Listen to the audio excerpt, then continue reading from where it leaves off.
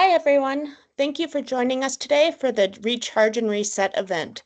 For over 30 years, the human-animal bond in Colorado, HABIC for short, has been a proud part of the CSU School of Social Work and the College of Health and Human Sciences.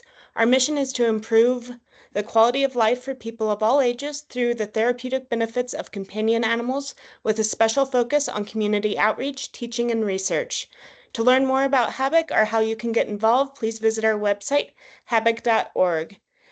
And now, without further delay, please welcome Amber Quann, CEO and head trainer at Summit Dog Training. Hi, everyone, and thank you, Rebecca. I'm so excited to connect with you all today. I love supporting HABIC. I know we share a lot of students at Summit Dog Training go on to become HABIC dogs, and so I love supporting the great work that you all do through your therapy work in Northern Colorado. So today we are going to talk a little bit about how enrichment and rest interfaces with our therapy visits, some ideas. A lot of today will focus on some practical ideas of things that you can do with your therapy dogs while on therapy visits to make sure that they are having a great time and in getting the maximum recharge and reset that they can.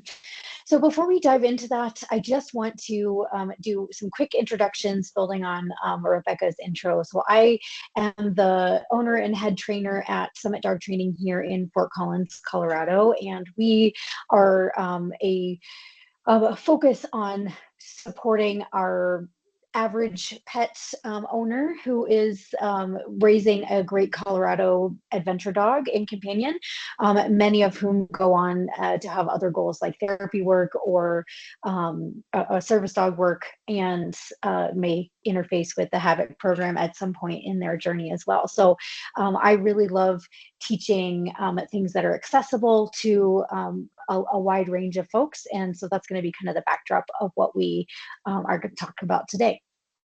So we have therapy dogs that are out there pouring out their energy and their skills for the people in their therapy visits.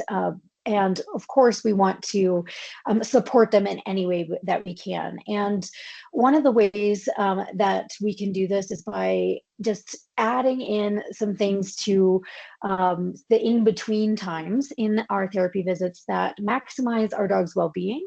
And of course, we're doing this to maximize their impacts as therapy dogs and make sure that this is a sustainable and comfortable thing for them to do long-term. So a few learning objectives that I have outlined, and I'm going to go through this content, and then there will be time for questions at the end. So if you're having questions about any of this, put it in the chat, and then we will have some Q&A time to get to those as well. So enrichment and some different kind of subsets of enrichment, what it looks like practically and what it can look like for our therapy dogs. So today for enrichment activities, I'm going to focus on kind of three main categories: sniffing, chewing and licking, and training games. So we'll talk about those in a second.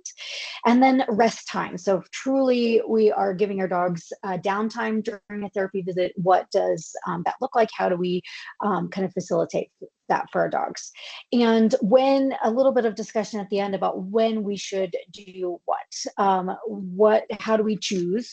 Sorry about that, messed with my slide there. How do we choose what activity or mode to go into during our rest times, depending on what our dogs need? So I have just a few thoughts on that to share.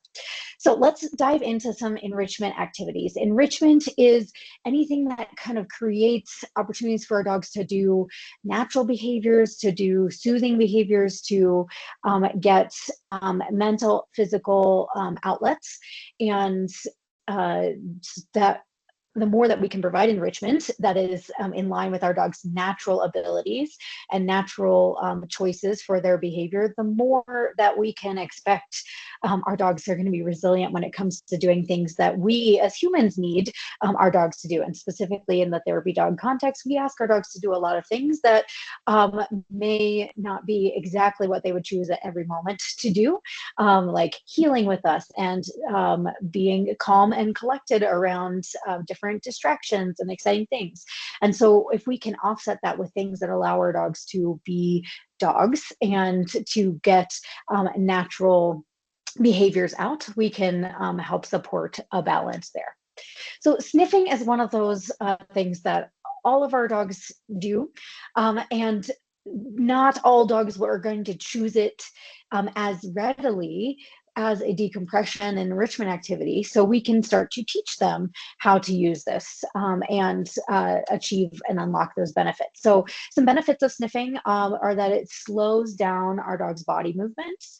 It takes a dog that might be moving very quickly and gets them to adjust their pace because they have to pay more attention to the little nuances of the smells they're absorbing.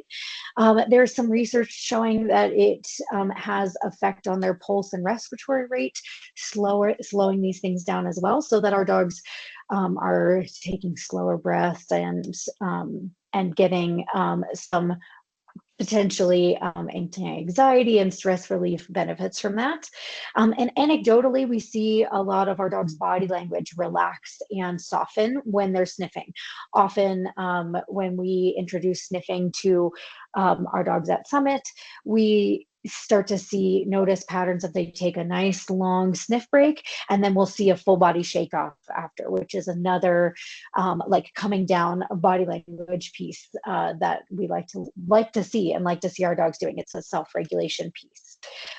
So this is just a little tandem sniff session. There's no audio here, so you're not missing anything if you don't hear sounds. This is just a nice example of some side-by-side sniffing activities where we're getting some nice duration sniffs. So for these dogs, we actually start kind of catalyzing the sniffing by making it worth their while. So when these guys started learning how to sniff, we would put a couple kibbles scattered around these bushes, and the dogs would go in and snuffle for the kibbles. And now they're just so used to, these are our camp dogs at Summit that come once a week. This actually, I was gonna go back. This golden here, I believe, is a havoc dog, Bella, who comes once a week to camp with us to get some extra enrichment and just supplemental training and socialization. So at first we started creating sniffing opportunities by scattering some kibble in these areas. And now the dogs come in the yard, they run over and they just start sniffing for the joy of it and for the benefits of it without necessarily needing those treats scattered every time. So that's a really nice kind of opportunity to give our dogs. So let's talk a little bit about how we curate and teach our dogs to sniff. We can certainly use those natural environments like bushes or tall grasses. If you're at a therapy event that has any outside access and can take an outside sniff break, or if you're, it's outside event, if you can walk away to a bush or a tall grass or a tree, that's a great thing to take advantage of. However, not all therapy visits are going to have access to outside spots that have natural smells. So we also create some indoor opportunities with just a little bit of setup here. So one of our favorite ways to curate this for our dogs is with what we call a sniff box. A sniff box is just a little Rubbermaid or cardboard box plus a little piece of fabric or a towel inside. We tell our students, get your rattiest dog towel that you don't care if it's getting all sorts of stuff on it, and put that in a box. And then you can hide treats in the towel. You can make it so that your dog has to sniff and move the towel around in order to get the food pieces. I like using treat dust rather than big pieces of kibble, because for me, it's we really want to be creating sniffing. And yes, food eating is part of that at first, but really the sniffing is our main behavior goal here. So the more sniffing to eating ratio that we can create, the better. So I like things that crumble to make little pieces, tucking them in the towel so that we're getting full body sniff. And I'll show you a video of this in just a second here. Another version of this you can use as a snuffle mat. You can make your own or purchase. If you search snuffle mat for dogs online, you'll find a lot of options. And honestly, we like to put the snuffle mat in the boxes a lot of times because it just gives a little bit more boundary of like, here's where we're sniffing. The other nice thing about this is if you are bringing something with you to a therapy visit, a snuffle box is no mess. Everything stays contained. You can pick it up. You can, if you put, if you bring like a Rubbermaid lid, put it on your container and put it in the backpack or the bag, and you haven't left any treat crumbs behind. Versus a snuffle mat may, not contain all of the things quite as nicely. But there's two options there. The goal here is that we are teaching our dogs how to snuffle and work on a project for longer than just snatching a treat and going. So this is just a video here of Laidley, one of our camp puppies, using a snuffle box. And this, is another kind of tangential therapy dog application. We're not really talking today about like confidence building and things, but we set up, this is a Halloween video, we set up these Halloween decorations right by the snuffle box to work on our puppies feeling comfortable and confident. So if you have a dog that's a little bit nervous about something in the environment and they're used to working in a snuffle box, this is a really nice just way to kind of support them. Like, yep, there's a scary thing over there, we're snuffling right here, and we can get comfortable much more quickly there with that self-regulation aspect. So just a little aside note there, if you were wondering what those, why we were set up with Halloween decorations. So when we're first teaching our dogs how to sniff, we need to support them with some steps because not every dog is going to know how to use sniffing in this context. Our dogs are all capable of sniffing, but may not be familiar with taking these steps. So I start with some treats stashed in the snuffle box. So if I have my snuffle box on the counter, I'll stash some things and then present to the dog, put it on the ground. When the dog is actively sniffing, I add things past their ears. So I will just drop things into the snuffle box past their ears to keep them sniffing for longer. So the goal being the dog is sniffing and good things continue to happen to continue to build some duration sniffing there. Then they might take a break, and we're going to see Kaiso in this video here take a break from sniffing, look at his human, and we wait to drop things back in the box until he starts to sniff on his own. So we're just kind of building this, like, if I choose to sniff and take a deep breath and work on decompressing, then good things happen in the box. You can certainly continue to catalyze it by tossing a treat or playing find it. Those things have value, and I'm going to show you a little bit more like human directed version of sniff games in a second. But for like a decompression sniff, I really love teaching the dog that if I go put my nose in this box and start sniffing, good things happen afterwards, and I don't necessarily need to see the treat or see the sniff opportunity be created for me. I can just start sniffing, and I'm expecting that good things will happen. And then our goal is to build some duration here, not just snatching the treats and leaving. So we're going to continue to add cookies for a few reps here as we build to 15 to 30 seconds or beyond of sniffing duration. Okay, let's see Kaiso here. So this is Kaiso's first session with a sniff box. So he's it's been primed. He knows there's some stuff in there. And then while he is sniffing, we're adding some additional good things to the box. He lifts his head up out of the box, and we're going to wait for him to start sniffing and then add some good stuff in there past his ears is what I like to say. You could even drop it from up higher if you have a dog that's pretty resilient to things passing their head. It doesn't have to be like kind of placed in there, but we're just kind of building this duration of like sniffing happens and then good things follow. So here we'll just let him kind of continue to practice this sniffing. Watch here. So if you see kind of at this beginning piece here where he picks up his head and looks at his human and nothing happens. We wait, he starts sniffing, and then we add good stuff there. This is really helpful for our workaholic dogs who may like to say, okay, I'm watching you, you put treats in there, I go sniff. This is kind of building a little bit of independence. And so if we're truly trying to kind of harness that rest and break time for our dogs and say, you don't have to be looking to me for direction, you just have to be sniffing here. And I'll provide the entertainment will come independently of you looking at me. It's a really nice element to capture for our rest there. Okay, we're going to talk about one more scent games, and then we'll talk a little bit about some ideas or things to consider when integrating this into a therapy dog visit. So scent work games are kind of the other side of the same coin of sniff box, but slightly different emphasis. Here with our sniff box, we are working on duration sniffing. We're working on just sniffing as an end. This is the goal, is just sniffing and working on taking deep breaths. Scent work games, still enrichment, still using our dog's nose, but we're using a little bit more of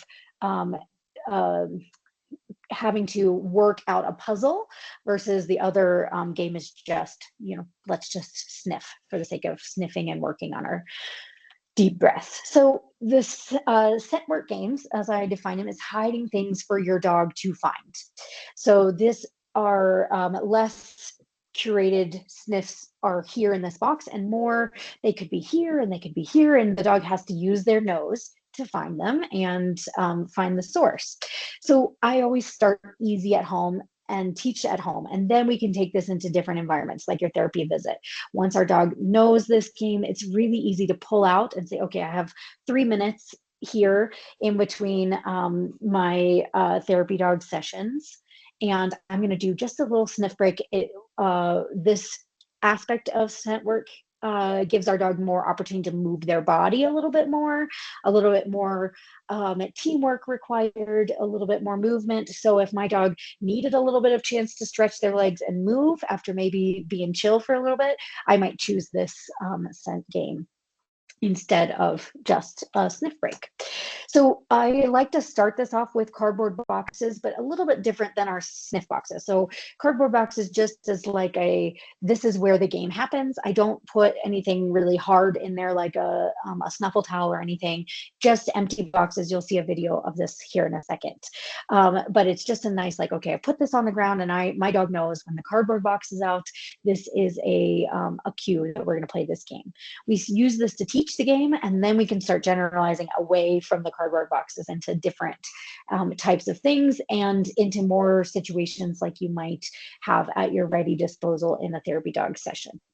So I start by hiding treats in these cardboard boxes and make it super easy. I start with like 2 or 3 boxes, put a treat in each corner, have your dog waiting on a station, a stay, behind a baby gate, in their crate, whatever. When you're ready and set up, you're going to release your dog with an okay and send them to search. We want to make it really easy at first so that they put their head in a box like, oh, there's a treat there. And then they put their head in a different box and there's another treat there. So it's really highly reinforcing and engaging. And then we can take this on the road to different locations or use different types of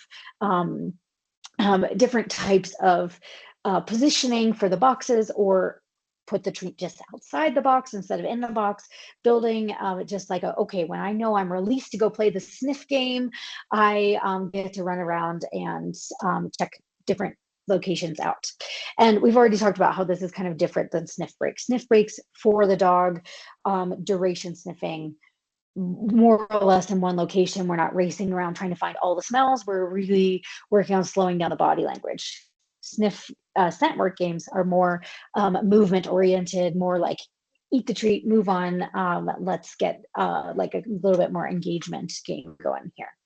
All right, so let's look at a video of this with Jamie. And a few things I want you to notice here is, one, I have him waiting on a station. So if you were on a therapy visit, you could have your dog in a downstay, it doesn't have to be this far away from the sniff game, because usually you'll have your dog on a leash, but have your dog in a downstay, step 2 to 3 feet away, plant your scent game items, and then go back to your dog and release them to go and search. You can also have someone else hold your dog for a moment if that would be appropriate. So this is a more advanced, a slightly more advanced example here than where I would start. You're going to see the boxes that I recommend starting in. And just know that Jamie's played this game a bunch with just boxes. And this was one of the videos where we were starting to branch out to treats on other parts of the house. So you're going to see a little bit of that there. So here he's in, and I'm going to give him a release cue. You won't be able to hear that because there's no audio, but I give him a go cue and he starts sniffing. The boxes here are where he started working on this. So he's going to check them out. He says, I know there's usually stuff in there. In this case, he got the first hide really quickly, which was right kind of by the wall. That he did a drive-by and snatched up that treat super quickly. He's going back to check where it was before to see if there's more. But you can see his nose is working. He's working out this puzzle. We're working his brain while also working his body. This would be easy to practice with on leash. He's at my house right now, so he's off leash, but in a therapy setting, you would be just following your dog on a leash while they're working on this. And the last hide that he's working on here is kind of up on this table. So he's working out the odor puzzle. He's small, so he's going through all the tunnels. He says, wow, that was a lot. That's that shake off that we like to see. Here he's just looking for a little bit of help, but I'm just going to kind of move a little bit. Not going to point out where the hide is because he has the skills to figure it out. We're just building some resilience here. So he's working out this puzzle and finds the treat. Yay, good boy. And so when we're working on teaching nose work games, we start at easy levels. We want to make it highly reinforcing for our dogs. We want to make it really fun. So we start with like 3 to 4 to 5 boxes, move them around as our dog is ready. But once they are like racing and finding that treat, we can start branching out. This is something that when you take to a therapy visit, you're going to be thinking about what would be appropriate in that environment. Of course, ground hides, a treat placed behind a chair leg, on the other side of a potted plant, in a cardboard box that you would bring, in a bin, like those type of things, all appropriate. There may be some things you might not teach your dog in the context of a therapy visit, like an elevated hide, like I did with Jamie. You might not want your dog stepping up and putting their paws on things, depending on what location you're in, but you can modify it for what you are needing. I'm going to skip this video, both in the interest of time here, but also it wasn't playing super great on the on our test run. I think the video size file was not working so good. So if you want to see more nose work videos, let me know. I can send you some examples. So there may be times and locations where it's not appropriate for your dog to start sniffing. I'm thinking specifically about when I did therapy work with my dog Rue. When we were in our nursing home doing visits, sniffing in certain areas like residents' room was not only not what we should be doing at that time, but also a bit of a safety hazard for the dog. If they found something that was not great for them to encounter under the bed or things like those were not times where I would encourage sniffing. However, going out and being like, okay, we're waiting in the waiting area for our next group visit, or we're in the lobby and there's, just a chair here. Those would be times where I might say, all right, we're going to very clearly say, now we're going to play a sniffing game. Really finding those appropriate sniff breaks, and then developing clear cues for when sniffing is appropriate and when it's not is a part of how you can incorporate this, but still be mindful about what is helpful or would be useful in your therapy context. So clear context cues for me, starting out, if I was doing this with my dog, I would say, all right, we're going to play sniff games when I put a little cardboard box on the ground. And it could be the tiniest box that fits in your bag. It doesn't have to be big. It's just that's a cue for our dog that says we're playing the box sniffing game, and we can hide the box under the chair, or we can put it around the corner, or we can put it out and we can say, we're going to play 1 rep of this game and then go to our next location. And that's clear, like the box comes out and we play the game and the box goes away, and it's, it's no longer time for sniffing. If we can be consistent with that, we can help our dogs kind of choose between break and not. We can also add clear verbal or other cues, like a hand cue, invite. If we have our dog's routine is like, okay, sit here and stay, and then we release you to go sniff with a go sniff cue, those can be really helpful cues to say, now it's time to sniff, versus now other times it might not be appropriate. If we are doing a more like sniff duration, like we showed on our first section, we can take our dogs to those certain spots or provide the snuffle mat or the snuffle box that says, now let's take a longer sniff. And those can be the cues that this is the time for that activity. If your dog gets excited about something, overstimulated, maybe they got startled by something, this is a great time to add in a sniff break. It's a really good recharge. Okay, we got startled by that thing falling over. We weren't expecting it. We did a little shake it off. Let's go over here and let's sniff and make sure you're fully recovered, and then we'll go back in. It's a really nice way to give our dogs a structured break versus just like, okay, we left the situation, but we didn't really give them a way to cope with their feelings. So similar to like, if we get stressed out about something, people might recommend, all right, take some deep breaths or go for a walk, or, stretch your shoulders. Like, our dogs aren't always the best at choosing those things for themselves or knowing what they have available.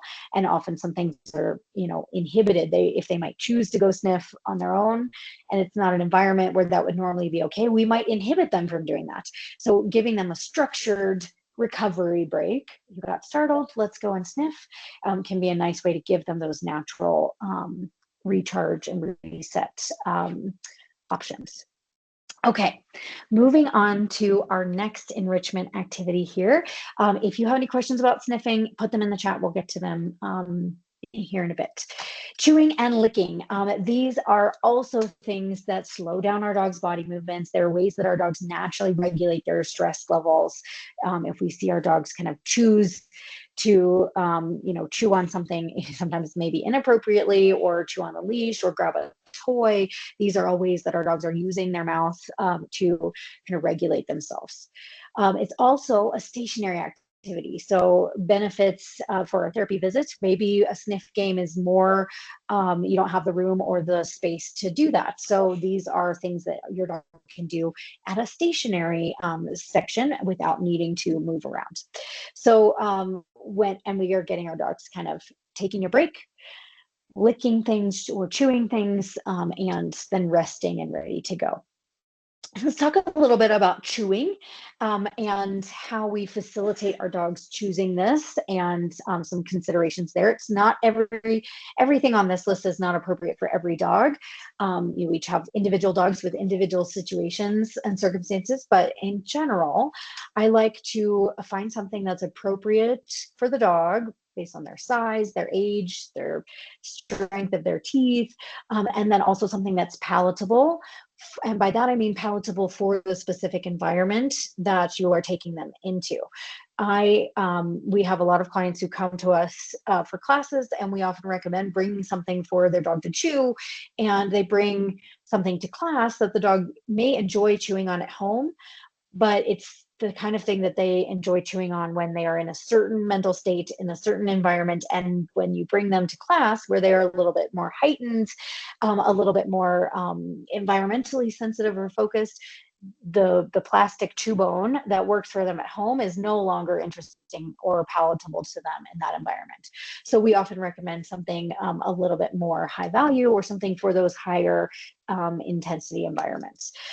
I also like to start teaching the act of chewing with easier things first. So if we start by giving our dog who's never chewed on something as an enrichment or emotional regulation thing before, we start by giving them the hardest bone, something that they have to really work at in order to get any materials broken off or substances ingested, they are more likely to get frustrated and say, this isn't for me, I'm going to walk away. It's much easier to go and be interested in whatever is happening over there.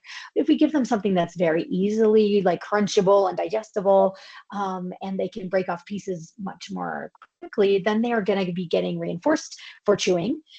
They're going to be enjoying the activity, and then we can move up the spectrum to harder being like the strength of the bone, things for them to chew. So a common kind of progression that we often recommend is like starting with like a turkey tendon, which is this picture up at the top. They usually come in a like 30 pack.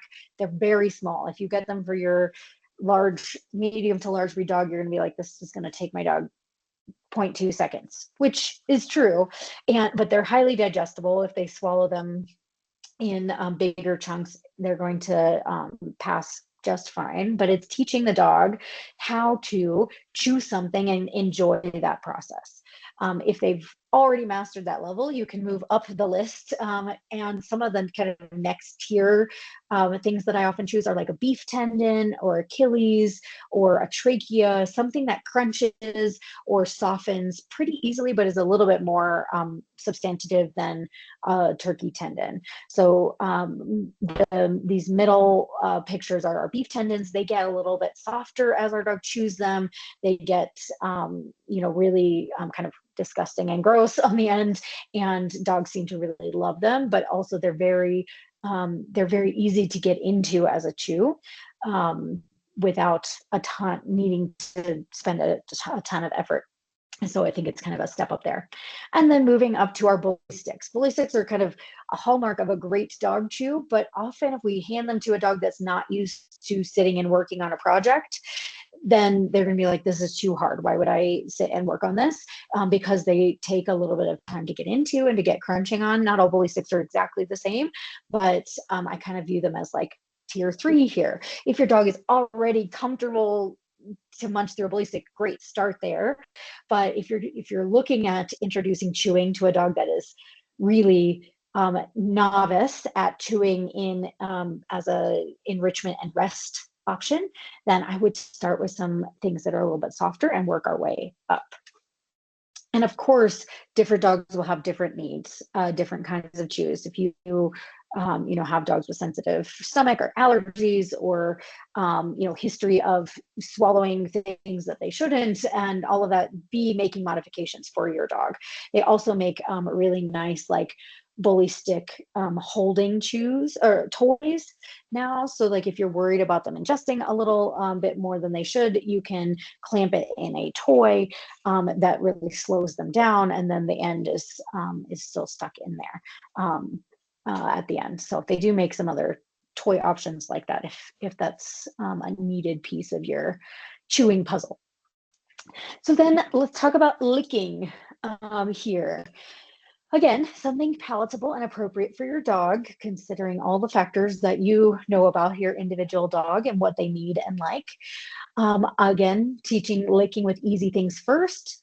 So my progression typically is a lick mat is the most good entry level thing here, because it's nice and wide. Our dogs can access it easily. This puzzle lick mat up here is a common one. It's made in Colorado. I think that's one of the harder lick mats as far as pattern goes, because it is really detailed. And so just keep that in mind. Not all lick mats are the same difficulty. You can get ones with bigger sections that are a little bit easier, or you can get ones with really detailed things, which are harder to clean. And also, unless you have a really determined licker, more likely to kind of add some frustration there. But generally, lick mats are a good entry point. Then we have a more wide mouth toy, like a West Paw Topple is a common one. There's others, but this is nice because our dogs can lick, but it's very easy to get their tongue and their nose in there and stay engaged in it. So for our dogs that are just learning how to lick things and use that as a break, I like moving up to something that's not going to be frustrating. And then kind of our Kong Classic is like the quintessential licking toy. They, pioneered the market in a lot of ways, but really I think it's a pretty advanced toy for a lot of dogs using it for licking purposes, because it has a narrow mouth, it's kind of long, and harder to get the bottom pieces there. So it's kind of a move up the scale piece. So I like to, if I'm going to use licking for my dog, pre-make things at home and freeze so that they last a little bit longer, or freeze like parts of it and then put some softer stuff on top if my dog's just learning, or bring a squeeze tube to refill on the go. A squeeze tube is like just a camping resource that you can fill with whatever, wet food or peanut butter or whatever it would be appropriate for the environment you're going into, and then you can refill the things as needed for your dogs. Okay. So with our licking, if I'm giving my dog something, like it's in a Ziploc, we pull it out, we give them a downtime. Here's a licking activity. If they don't finish the thing, I will, and it's time to move on to our next activity, like our next therapy visit, I'll just trade, like, here's a cookie and let me take this and put it back in the bag, and you can pull it back out at your next visit. But we're giving our dogs kind of that structured downtime activity. All right, now let's talk a little bit about some training games for more active breaks. So we have several options at our disposal when we are taking an more active break with our dog. Maybe there's not even time to set out a mat and a Kong for our dogs. We just need to, we have a minute to kill here, or our dog is, really feeling like working and participating in something. Giving our dogs a little training game interlude in between things can keep them focused on us, can keep them engaged, and be fun and exciting. It's also, depending on your audience for your therapy visits, something that a lot of folks really enjoy. So if your dog's learning new skills or practicing known skills in a therapy setting, it's a great, often people get a lot of joy watching that as well. So there you have a couple options. One of the easiest, lowest barriers to entry for introducing training games into your routine is just reviewing some known skills, some things that your dog already is comfortable with, but reviewing them for some generalization challenges. So your sit or down stay, add some new distractions, but practicing that, dog's on the end of the downstay, you're 2 to 3 feet away, and, things are happening in the environment. We're rewarding our dogs for staying. We're just building, more repertoire there for that to be a really robust skill.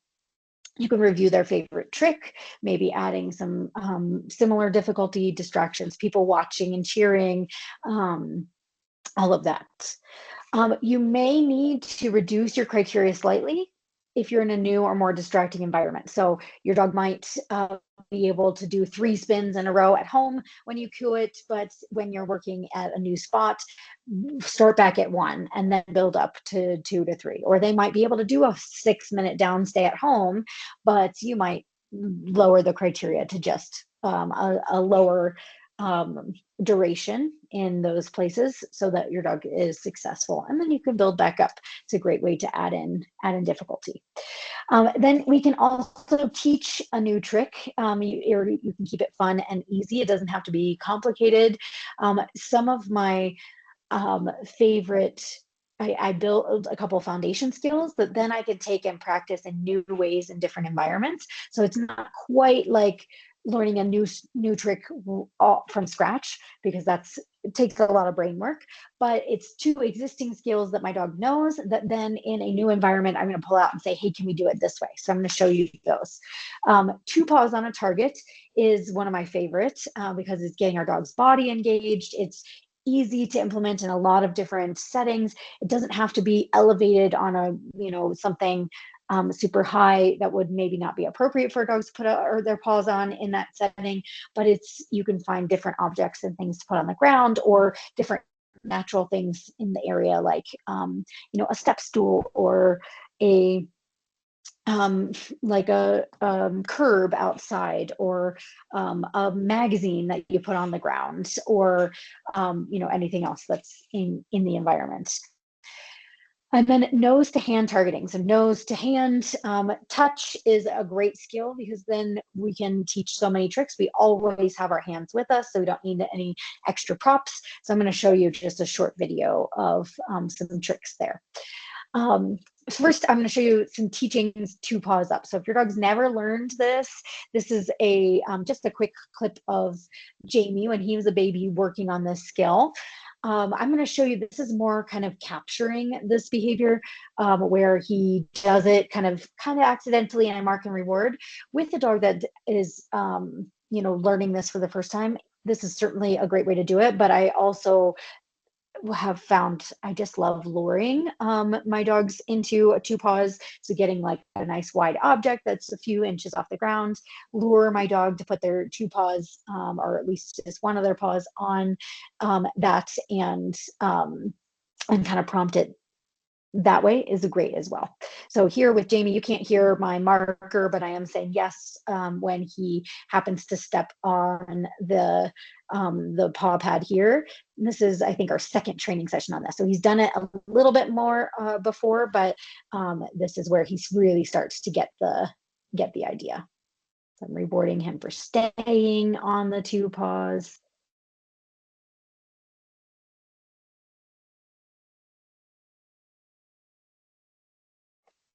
I'll show you one more rep and then we'll move on here. I'm just waiting. In this case, the capturing is like I'm waiting for him to offer it. And when he does, marking and rewarding. All right, then our hand target. This is just a little video here on, why did I not play? Just a little video demo. You don't need the audio here, and this video is on our YouTube channel if you want to see it in the future, but you're holding your hand out and marking and rewarding when the puppy or dog puts their nose into your hand. This is just teaching the foundation. So if your dog already knows this, then you're good to teach some tricks with it. But if your dog is just learning it for the first time, then we are marking and rewarding for putting our nose into the hand. Even just slight movements, yes. Okay. And then next I'm going to show you how we take that hand targeting and teach a new trick. So I'm just going to show you a clip of this video, but the whole video is on our YouTube channel if you want to see it. And maybe, I don't know why it didn't integrate here. I will send the link to the Habit team, and we'll include it in the follow-up email so you can watch the so we don't have to exit and do a weird screen share. I'm not sure why that video integration didn't work. Sorry, guys, but I will send that link to the team to get sent out to you in the wrap-up email. So hand targeting, you can teach a lot of different things from that. You can teach go under something by following your hand, go under your legs, go around something, like go around a cone or a post or a chair that you encounter. And once your dog has a nice hand target, you can just pull out a little 30-second training game in any of your breaks. Okay, this is our last section here before we move into some Q&A. So bear with me here. Sometimes it's okay for dogs to just take a rest. We can, if we have a longer break and or our dog is tired, maybe it's a longer event. Sometimes just finding a quiet corner and saying we're actually resting here is a good thing to do as well. And I'm going to give you a little kind of overview here. This is kind of a snippet of content from a full presentation on relaxation that I have. And so if it feels a little bit like, I'm dropping a lot of things all at once here, just know that we could talk about this for a long time. I'm trying to give you just kind of a little distilled version here for the context of today, but then I'll share an additional resource with you if you want to learn more. So when we are thinking about relaxation and true relaxation, probably in most of our therapy dog settings, we're going to be in this kind of intermediate relaxation state. I would say it would be less common for our therapy dogs to fully fall asleep during a break times unless you had a really nice long break. In which case we could certainly work on our long-term relaxation. But for many of our therapy dog break time are lying on the mat with duration, with just calmly observing the environment. It's probably a good goal to shoot for the confines of that situation. So when we are working on those intermediate relaxation positions, I like to start by kind of just luring our dogs onto a mat or other location near you if you don't use a mat, plus a hip flop. And then using any approximations needed to support your dog. So if your dog is just learning this, standing on the mat, sitting on the mat, lying down, but not giving you the hip flop, you can break it down for your dog as needed. Then we build duration and distractions to a point. So my goal is that my dog can stay there with normal level of distractions, me leaning back and not needing to be leaning over, right next to them, enough for me to add in some deep breaths and comfortable positioning in my own chair while we're waiting without my dog popping up.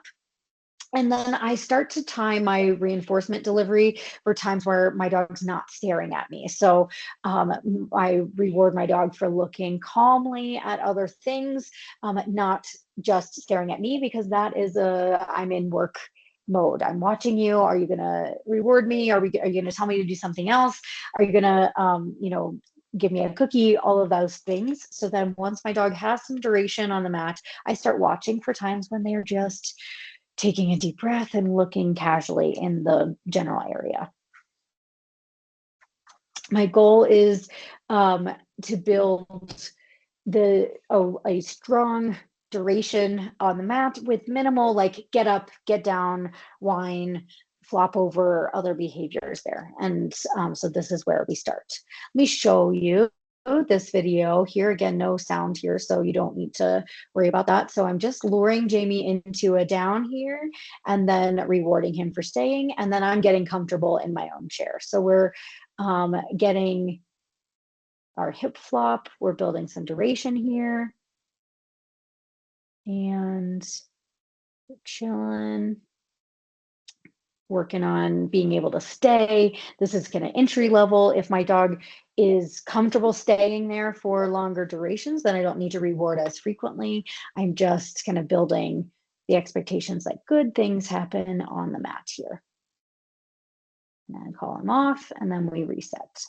And then our next video here, I'm just going to show you, like, this is an example of how we practice at home with different, this is our dinner time distraction routine. You can modify this for a therapy visit, but of course here we're talking about break time specifically. So think about the things that you would normally do yourself on a break. Maybe you have, your visit log paperwork to complete, or maybe you have some photos that you took that you need to share with the program team or whatever. You have things that you might need to do, and we need our dogs to stay and truly rest during that time.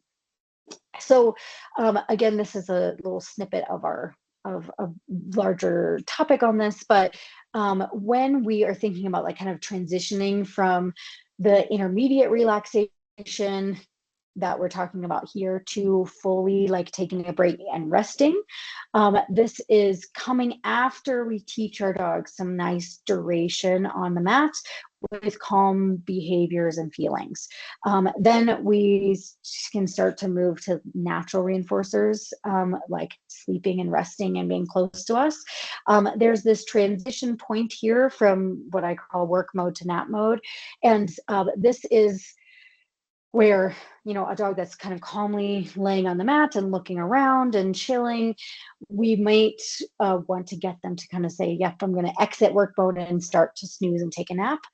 Unfortunately, we don't have time to talk all about this today. I have a full hour and a half webinar just on this topic. So this is just a little, like, if you feel like that was too short for what you need today for that concept for your dog, I have another resource here coming up, in May. Feel free to reach out to me with questions about that, if that's helpful. Okay, so let's talk a little bit about when we should do what, and then we'll turn it over for some questions. So, of course, choosing between sniffing, licking, chewing, training game, scent work game, or truly just giving our dogs a break. It depends on what the situation that our dogs need. A few kind of thoughts that I have on how you can choose when you might do what. One, the environment you're in for your therapy dog visit, what's available and acceptable, all of that is kind of highest priority. If we are in a spot where it's just not appropriate to do a scent work game because of the traffic flow concerns or the safety issues or whatever else is happening, whether that would be impacts to you, your dog, your the folks that you're visiting with, or the facility that you're in, like obviously we're going to choose the things that are going to be working in that environment as kind of top priority. Also, how long of a break time do you have? If you have a longer break time, let's say it's like 20 minutes before your next component, you might do a few of these things. You might say, all right, first we're going to play some active things, and then we're going to have to meet our dog's needs, and then we're going to give our dog some lick time on their mat, maybe transitioning to just kind of casually hanging out there and getting rewarded for staying put on the mat. Your dog's needs will also be a part here. If your dog is stressing up a bit, and that could be excited stress as well, or anxious stress, your dog's had some really fun visits, they're feeling some excited feelings, I might give them a longer like sniff duration break, some chewing or licking first before I expect them to be able to lay down and get value out of just chilling and laying down. So give them something else to do to meet those needs with that enrichment. If they have a little bit more neutral energy, but you don't necessarily have long enough break for a full like nap, you could try a low-key training game. That's where you could pull out one of your known skills and say, hey, can you hand target this? Or can you come around here? Can you do 2 paws up on, this sticky note that I put on the ground, or this curb here? And work on some of those kind of just chill training time pieces. If you have a longer break time, maybe we do some nap or at least duration rest with that intermediate relaxation on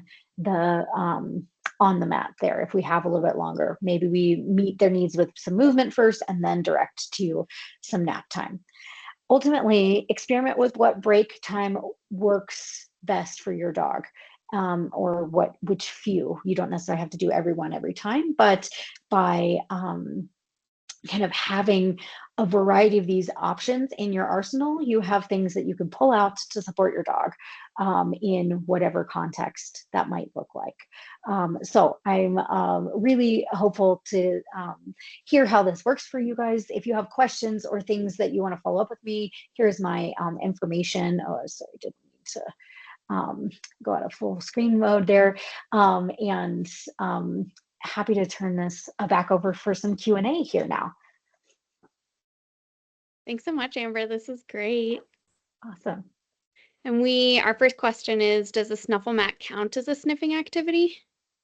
Yes, I think it absolutely does. If it's the same kind of duration, like dog sniffing, and we are kind of trying to create it as something that the dog can do for longer, then I think it certainly can function in the same way. Some of the like differences between like a towel wrapped up and a snuffle mat, depending on how your snuffle mat is set up, the towel wrapped up like encourages the dog, like we saw with Laidley, to kind of like really kind of move the towel around, to work on sourcing sniff sniff, where is it in the folds of the towel.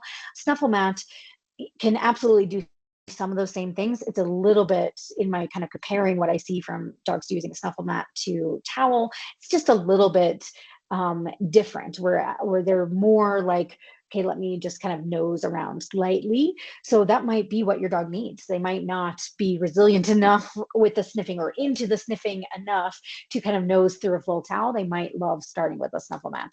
And so really kind of playing around with what works best for you. They also make some really nice snuffle mats that like cinch up into a contained like ball, so they can throw in a backpack and you're not getting cookie crumbs everywhere. So there's pros and cons of each approach for sure. And Trisha was also wondering, our school teams often have a short break between students, and healthcare settings can allow for break time between visiting patients, but other settings like de-stress events go quickly, even though volunteers can step away as needed. So I'm wondering if you can see value in some of these techniques at the end of a therapy session before getting back in the car.